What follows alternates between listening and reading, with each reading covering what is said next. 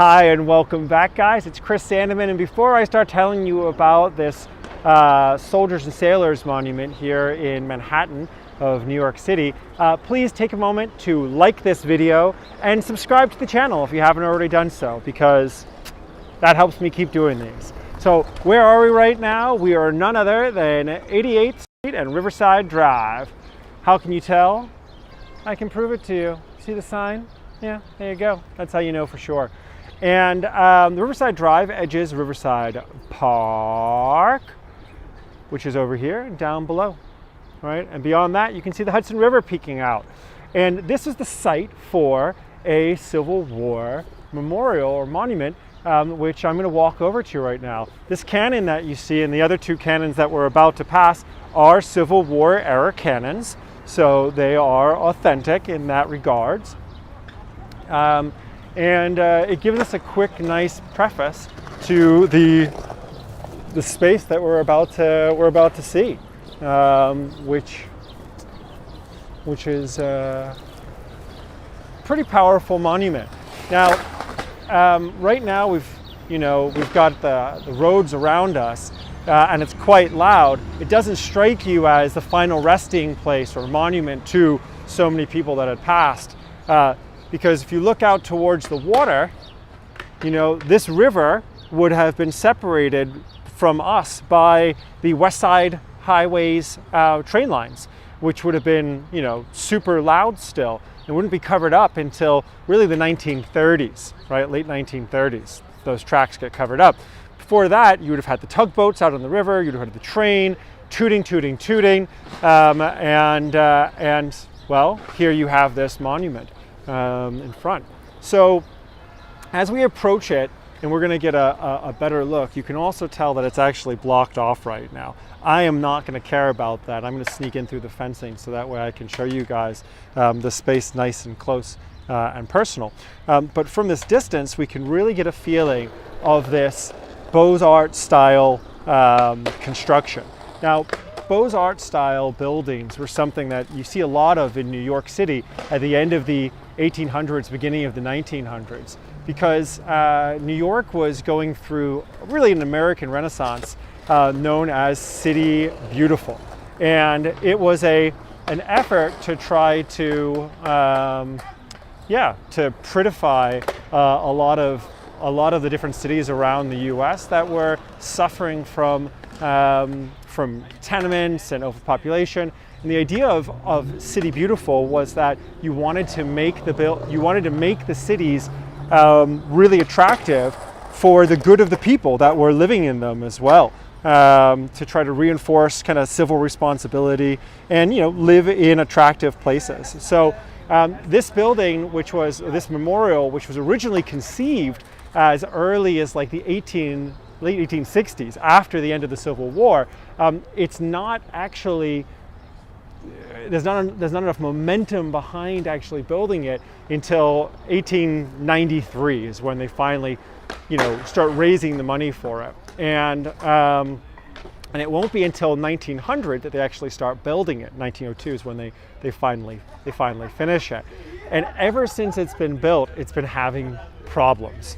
Been having issues, and we're going to talk some more about that. But part of the issue is skateboarders, believe it or not, and using this space as a skate park.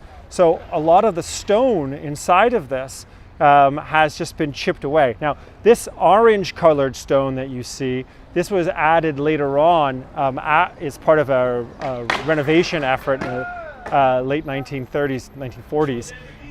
Whereas the marble is the original that was here. But you can see how chipped and cracked it is. There's just basically not enough money to rebuild it and fix it up. Now, these plinths, this is kind of interesting. You can see all the skateboard sliding that's come through here as well, and contributing to kind of the wear and tear in the space. Now, these plinths that you have around the monument itself talk to a little bit closer, the different regiments of New York volunteers who ultimately this monument is to. It names those regiments, the 5th, the 7th, the 42nd, the 59th, et cetera, And then as you circle these plinths, you then see the names of the battles that these regiments would have fought in. Some very famous names popping up from actually our road trip: Gettysburg, Vicksburg, Chattanooga. We'll see more, Atlanta there, and Sherman, the name of that famous general of the Union, William Tecumseh Sherman, none other, who was famous for his march to the ocean and his total war against the Confederacy. Here we've got more names of different battles. I'm going to come round to the other side. More names. Porter. I'm actually sure who. Oh yeah, Andrew Porter, who was another general in the Union Army. And oh, that's actually good. Appomattox. We know that name because that's where the Civil War finally ends, and Lee will surrender. And then over on this side,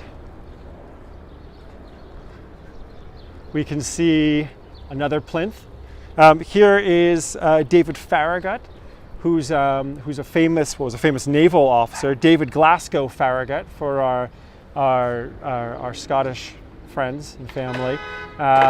He was a naval officer, and he's famous for the paraphrased expression, "Damn the torpedoes, full speed ahead," which was an order that he'd given during the Battle of Mobile Bay. Philip Sheridan, another one of the generals of the Union Army who'd served and worked closely with Ulysses S. Grant, who would go on to become the commander of the whole Union Army, as well as eventually president, although kind of a lackluster presidency. And there you have Grant himself on this side of the plinth, and Fort Sumter, where the Civil War begins. We learned a lot about that on a couple of our different tours. Shiloh, Bull Run, some of the most highly casual, the battles with the highest casualties. So back to this fantastic construction in front of us here. Let me see if I can't zoom back out a little bit to give you guys the full feeling of it. Oops. And give you a better sense of this space. So originally, well, the original location for this memorial was supposed to be further south of here, and it was also supposed to be a much larger constructive space, like a larger campus that the memorial was going to go on. But ultimately, they ended up scaling it back. And the architects from the firm Stoughton & Stoughton, Charles and Arthur Stoughton, the brothers, whose architecture firm won the bid, had designed what was originally called the Temple of Fame.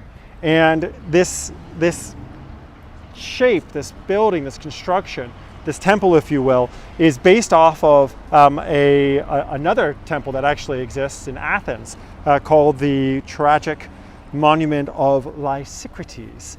And what you have here in this Beaux-Arts style that American architects would learn really from the École des Beaux-Arts in France and bring back again, was this use of both neoclassical style, right? So you've got these Corinthian columns that circle around, these 12 Corinthian columns, but also a use of new and modern building materials. So you'd be using, iron and steel and different constructive materials, not just marble. So really, the marble here is is more of a facade.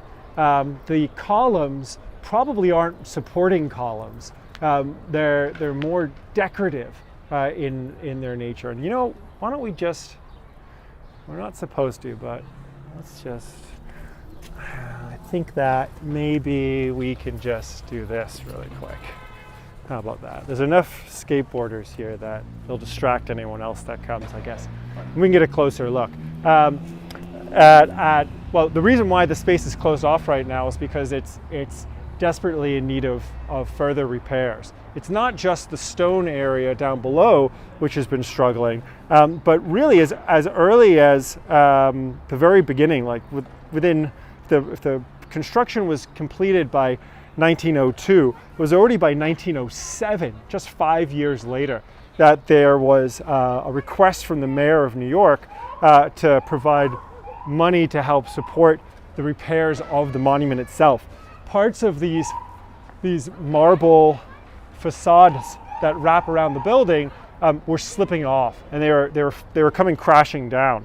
So already by by the late 1900s, they needed to bring in an extra $20,000 just to keep the space kind of coming along.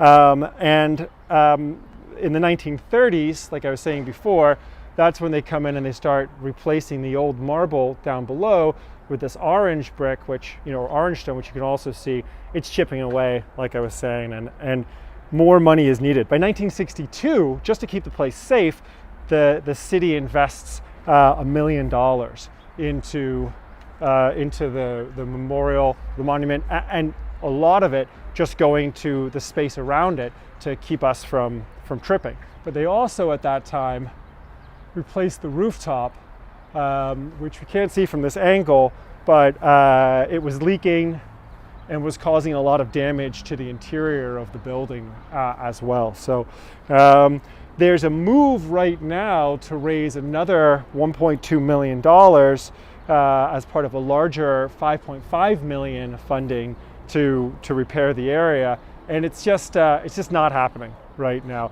It looked like it was going to happen, but a private donor pulled out, and that didn't then end up coming to fruition for us. So, unfortunately, it's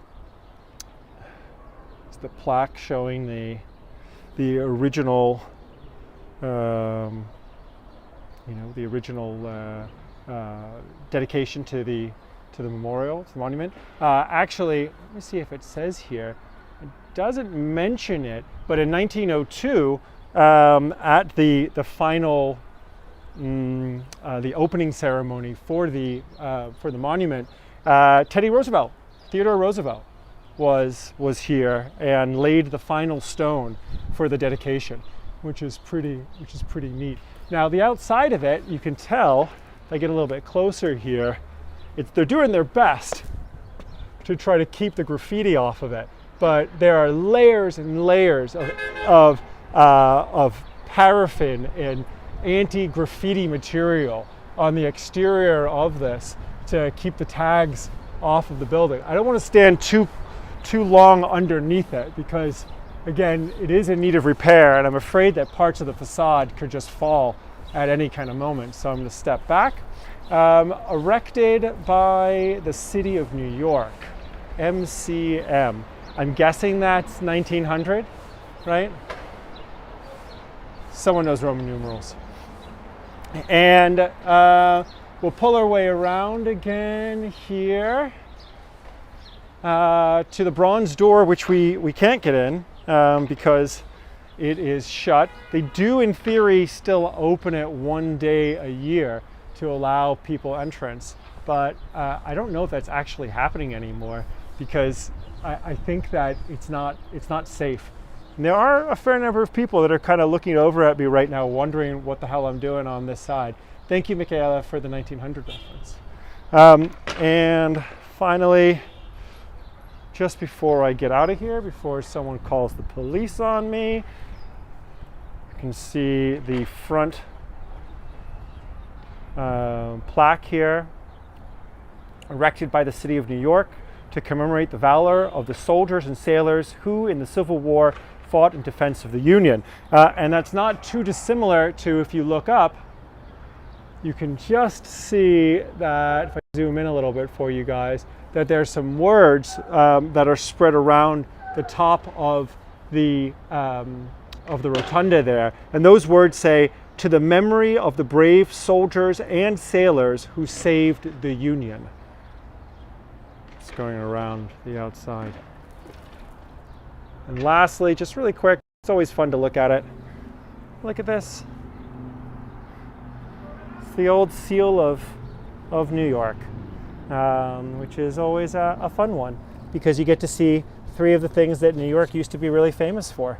You can see windmills, right? Because it used to be a place where they'd do lots of the milling for, to create flour to send down to the islands in the southern colonies, like the Caribbean islands, where they're producing sugarcane, and it made more sense to grow all of that wheat and then mill it, turn it into flour here in New York, and then trade it down for rum and sugar and sugarcane from the south. And then you've got beer barrels here, and then finally you've got beavers, because New York was famous for its beaver pelts. So, right, let's get back out of here again. And that's about 20 minutes of Chris saying hi from the Soldiers and Sailors Monument here in Manhattan, New York, and now getting back out from underneath the fence. Oh, thank you for joining me. Really appreciate it, guys. And that's all that you're going to get for today.